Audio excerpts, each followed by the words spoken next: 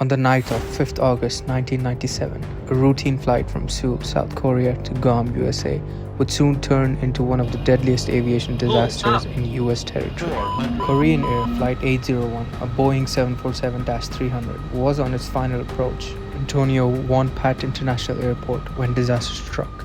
As the plane descended through heavy rain and poor visibility, it crashed into the steep terrain of the Bija Peak, located just 3 miles south of the airport, killing 229 of the 254 people on board.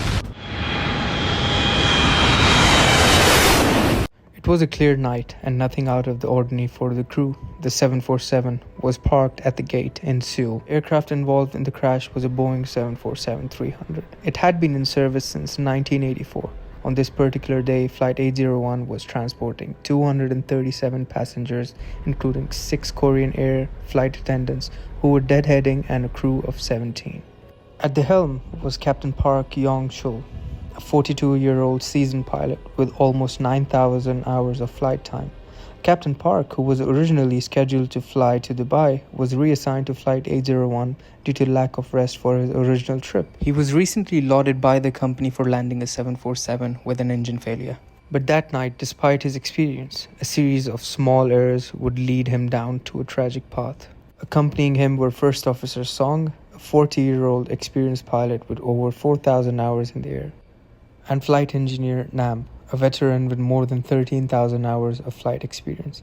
Together, they made up a highly experienced crew. But like they say, even the most seasoned pilots can make the mistakes under the wrong conditions. After departing from Seoul's Gimpo International Airport, Flight 801 made its way towards Guam. Everything was normal throughout the flight, but as the flight approached its destination, the conditions worsened. It was raining heavily and the visibility was extremely limited. First officer asked, "Do you think there's more rain in this area?" As there was no response from the captain, the flight engineer blurted, "Captain, the weather radar has helped us a lot." The captain then responded, "Yes, they're very useful." The aircraft was entering the final approach path to the runway. The crew planned to use the ILS, the Instrument Landing System, to guide the plane down. But a key factor was overlooked. The ILS for runway 6 left was out of service. The critical detail was unknown to Captain Park, who mistakenly believed it was operational. An ILS is an instrument landing system which provides glide path as in vertical and localizer for horizontal guidance to the approach path by using air and ground equipment.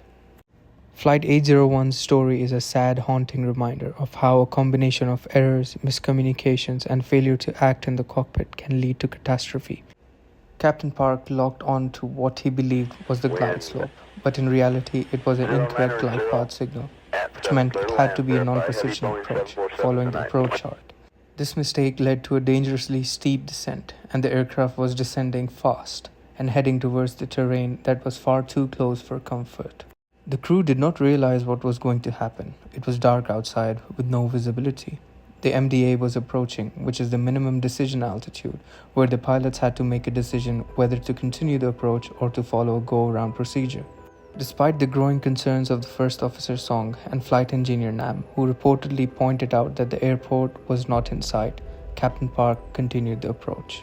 The 747 was descending fast into the dark with the lives of 254 people. Just 6 seconds before the crash, First Officer Song suggested go around, urging Captain Park to execute a missed approach. But the decision to act came too late. The aircraft was already descending dangerously low. The throttle lever was pushed to toga, but it was too late.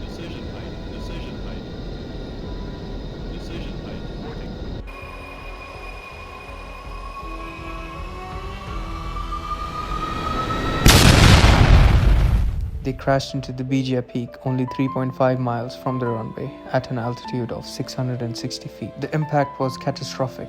The aircraft exploded on contact and the wreckage was consumed by fire, hindering any immediate rescue efforts. The rugged terrain made it impossible for the emergency vehicles to reach the site quickly. Meanwhile, the burning wreckage and the destroyed fuel pipeline made rescue operations even more complicated. Let's listen to the ATC recording. Did Korean Air come back to you? 801. Affirmative. Korean Air 801 Guam. No. checked in with me. I cleared him to land. I don't know where he's at. Never did have him in sight. You never saw him?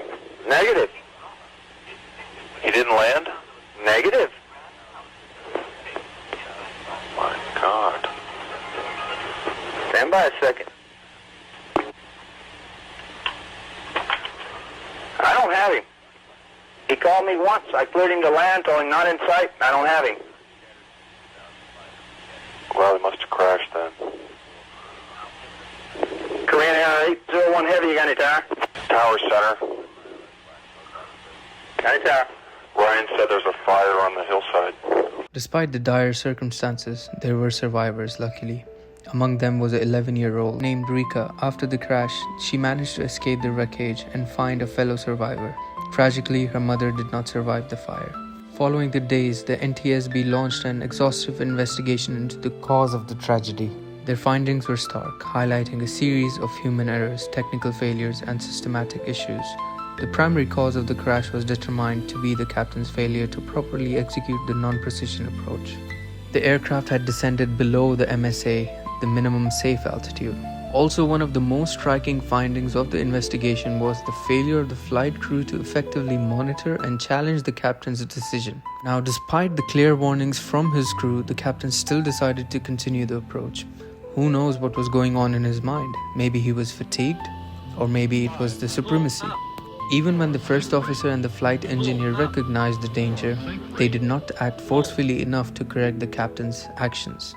This lack of assertiveness in the cockpit, compounded by the fatigue of the captain, contributed to the crash. It was not only pointed out to the crew, the investigation also pointed to the failures in the air traffic control. The approach controller failed to monitor the plane as it descended and did not provide necessary position advisories.